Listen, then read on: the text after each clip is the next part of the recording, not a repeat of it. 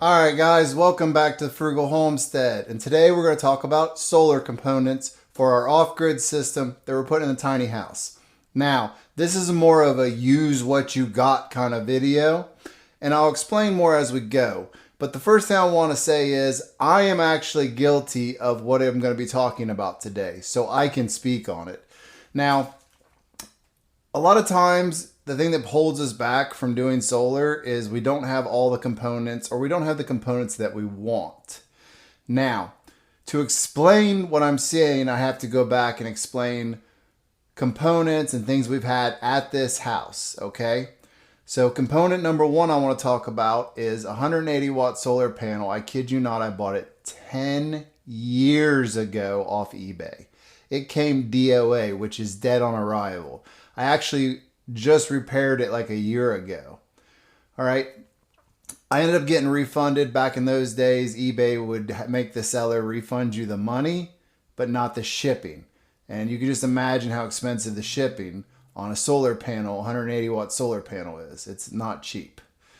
So that was all part of a system that I had planned to put in, say, a van or a camper, because me and my wife like to go camping. And it sat in a back room for 10 years, like I said. Then probably 8 or 9 years ago, I would guess, I got this charge controller and this inverter. Now, mind you, this whole system is built small scale. This is not to power a whole house. Yes, we do not have any 220 in the tiny house here, but this system is not going to be built to run the whole thing. The fact is, this is what we have at this moment, and I'm going to set it up in a way that it can be deinstalled and upgraded panel reinstalled very simply. And I can move this whole system somewhere else. So the fact that I've had these components and have not integrated them into whatever house I live in is pretty bad. It's pretty sad when you let things hold you back, like you think you don't have enough. And that's what I want to bring to light in this video, is use what you have. It doesn't always have to be perfect. You don't always have to have the biggest, best charge controller. You don't always have to have the biggest, best inverter. You don't always have to have the biggest, best batteries, but it helps. Now, we're not going to go too much into these batteries, but these are two batteries we're looking at to build our system. And that's why we're setting this smaller system up as I gain more components, because we can use this system to test these batteries from two different companies that's letting us borrow these to test them out and see if we like them and if we want to use them in our off-grid house. Now, currently we're going to be doing a hybrid approach, obviously, because like I said, this will not power our house. We are looking at a mini split that runs off solar. So that could be lowering our needs.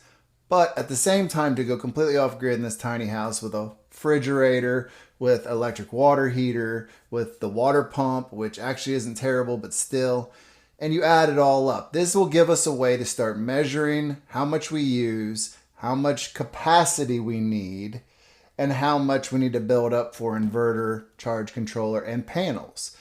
Now, on panels, we are probably going to go down to Georgia and buy used panels. I actually purchased a small trailer so that we can haul them back just today.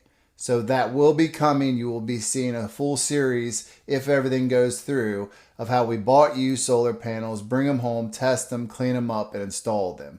Obviously, we will need a bigger charge controller to do that. So that's going to be part of the system when we upgrade it later. Right now, we want to get it up, get it working, because we're going to be moving in soon.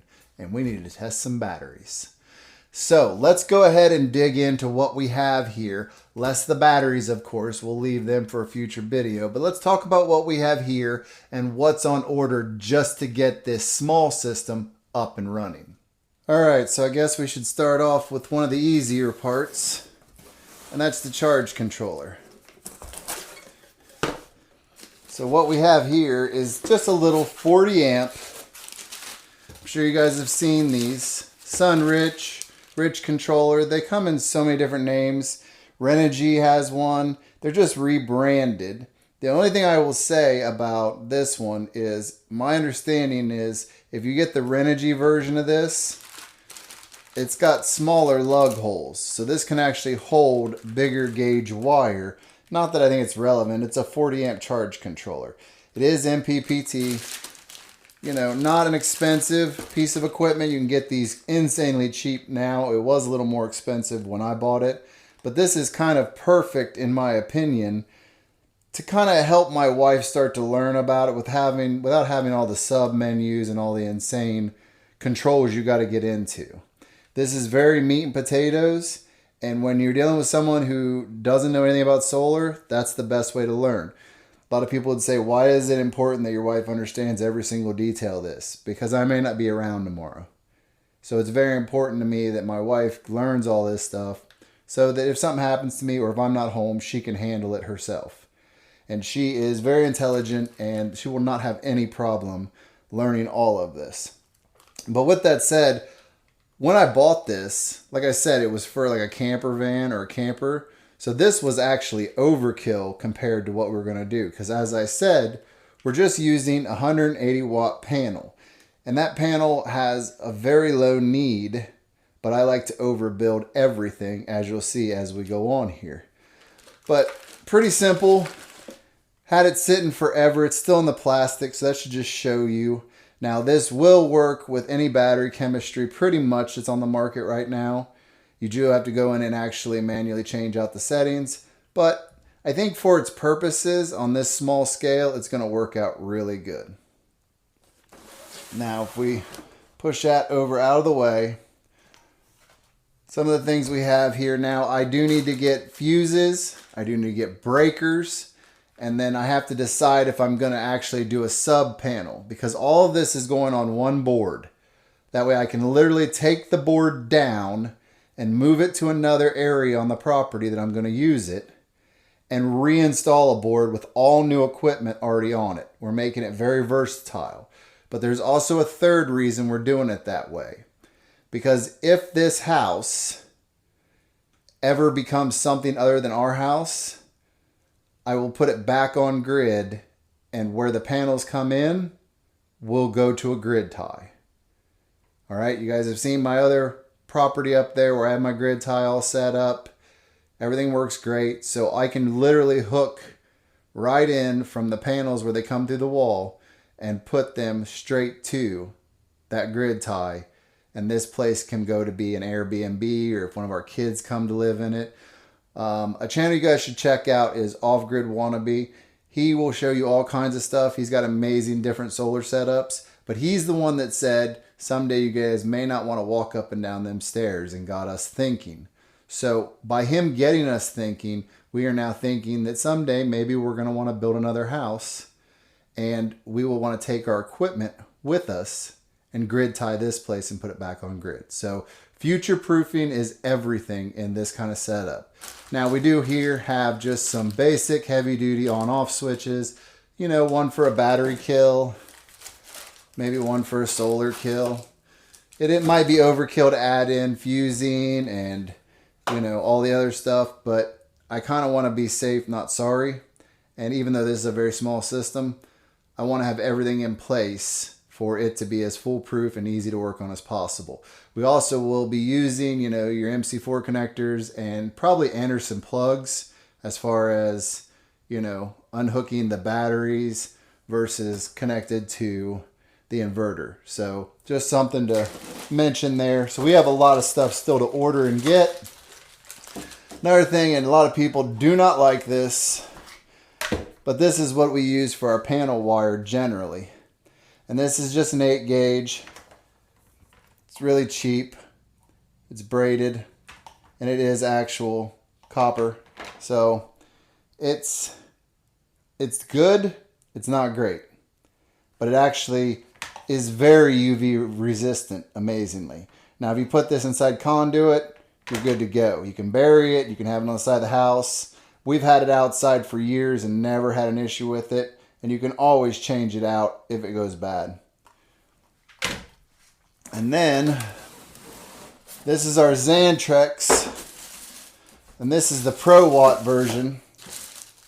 Now, what I want to say about this is, as far as Pro Watt goes, well, this will show you even better. This is the biggest of the SW Pro Watt model line. This is the 2000, okay? But it's 12 volt. So when you take 12 volt and that charge controller, you're killing yourself from being able to add more power, I guess is the nicest way to say. Because at 12 volt, the maximum that can do is like 500 watts. Whereas you could do 1,000 with 24. Yes, 24 would be much better. Everything's going to be built to 24 in the future. I'm not sold on going all the way up to 48, but you never know. Between now and then, I might change my mind. But currently, we're very restricted. So this whole system basically matches, if you're thinking about it from a 12 volt point of view. But for a house, not so much. But once again, use what you have. Don't be afraid to. So this is a chunky boy. It has been used once when the power went out, because I blew up my little inverter in my car. But it is definitely a chunky boy. And anybody who knows, Xantrek's got a pretty good name. They make pretty good products.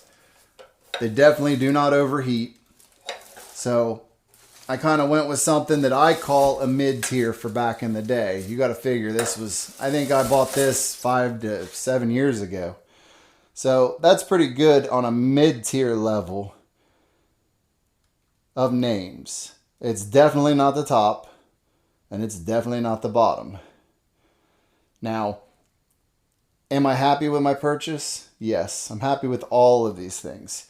Because they will get reinstalled, whether I don't know. I could probably put it all on a golf cart for all it really matters.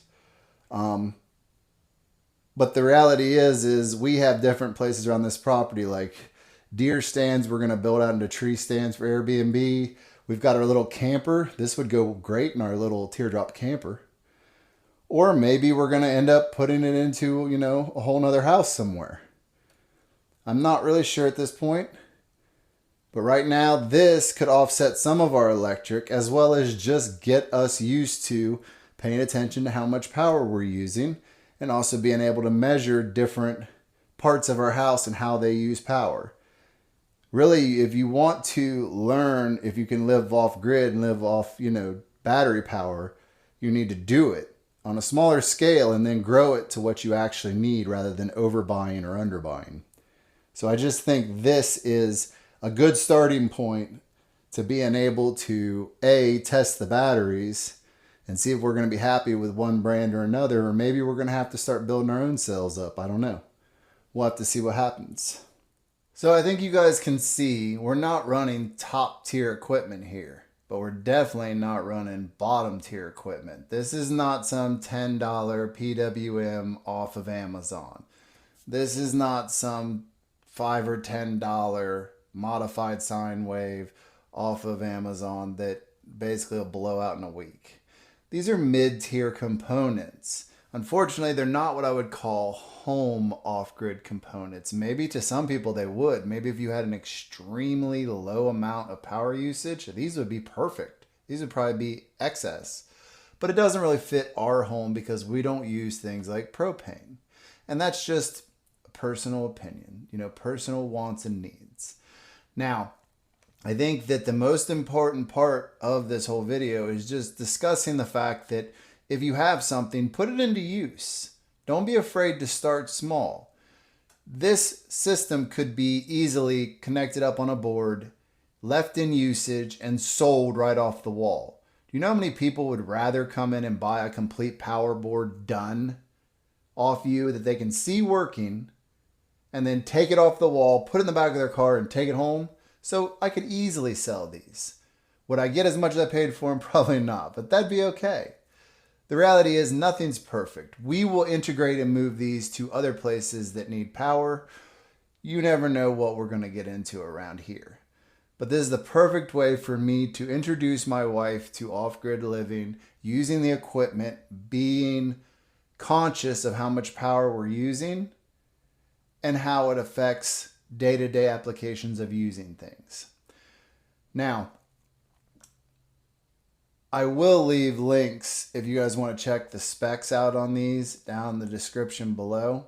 I think you'll find that even in today's market, they still hold up pretty good.